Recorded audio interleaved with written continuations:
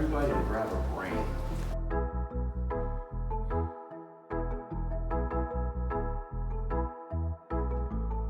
The psychology of it all is a reminder of who we are and what we do here at the Chicago School of Psychology. Someone read that for me. Our brains are wired for connection. Our brains are wired for connection. The psychology of leadership from the perspective of learning how people like to work, getting deeper into learning. The psychology of leadership from the perspective of your perspective.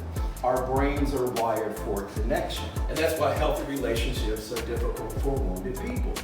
And one of the things that we're working through right now, of course, as I shared, is this whole coronavirus.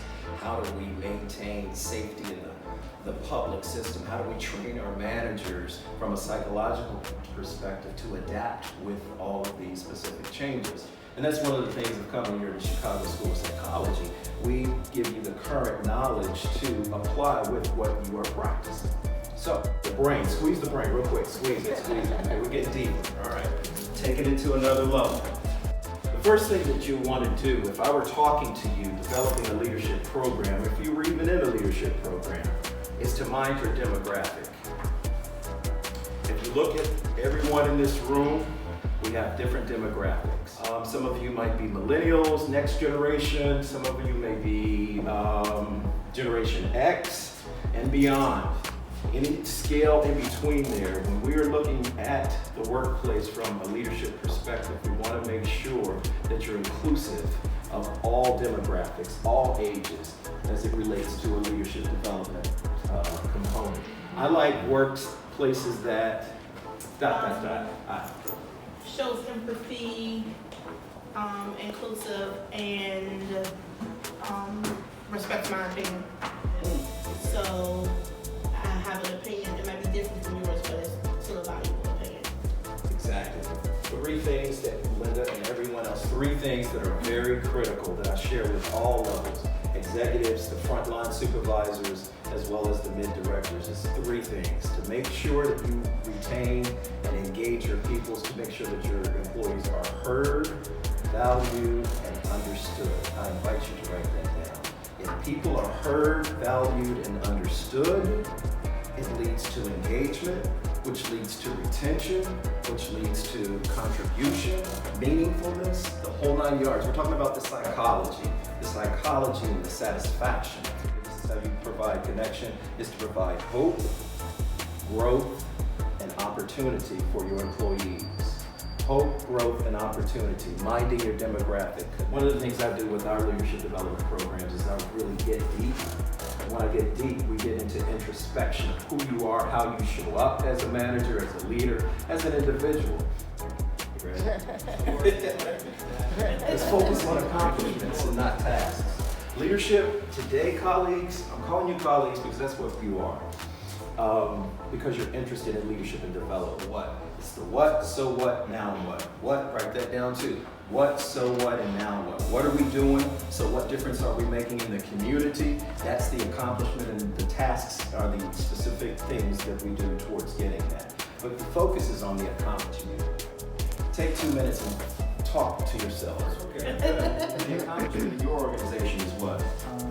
Working with an opportunity. Colleagues and leadership overall, the trend is to provide real-time feedback here and now. You're getting feedback, continuous feedback. Good job. Then you move to the next module. Excellent.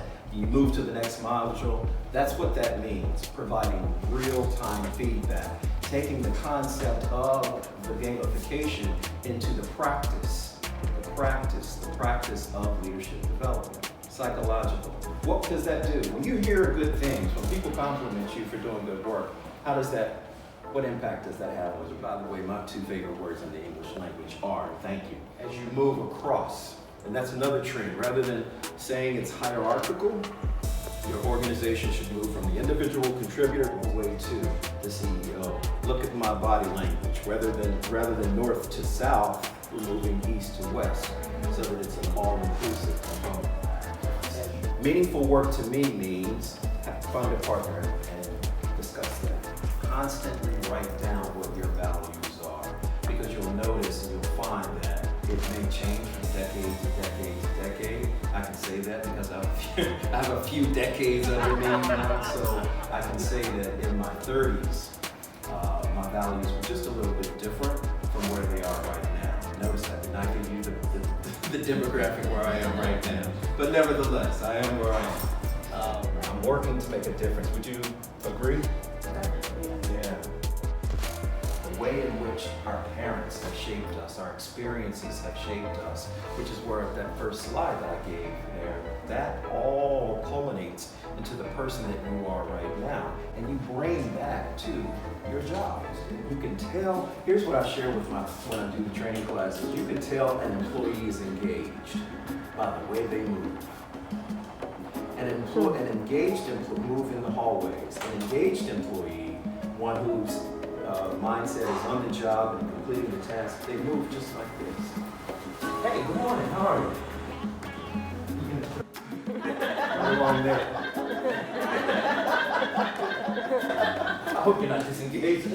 You're right. Yep, they yawn. What other body language do you see? That's will tell you whether a person is engaged, disengaged, or anywhere in between. When you work with your group, now that you are a director, knowing the demographics, focusing on accomplishments rather than the tasks, providing real-time feedback, catching them when they do stuff right. Good job. Be very sincere about it because people can see through your face. Just say, okay, now I felt that right there. Making work meaningful, fostering the right engagement, be flexible. Flexible, I just mentioned to the whole coronavirus thing, it's a leadership question that we're all working through. And the answer is to be flexible. So being flexible, I'll give you this example. One of the things that we do, our programs here at the Chicago School of Psychology, the doctoral programs, are hybrid models. It's both online and face-to-face. Encourage breaks. Encourage breaks. Encouraging breaks is what they do in the European areas. Encouraging breaks is taking time out for who? Work-life balance. So those are the 7 insights of leadership development. There's an old proverb, an African proverb, and it goes a little like this. Not to know is bad. Not to want to know is worse. Not to hope is unforgivable. And not to care is absolutely unthinkable. I want to thank you all for caring enough about your own professional development to join us here at the Chicago School of Psychology. We invite you to learn more about our programs and just leadership in general. You matter. Thank you.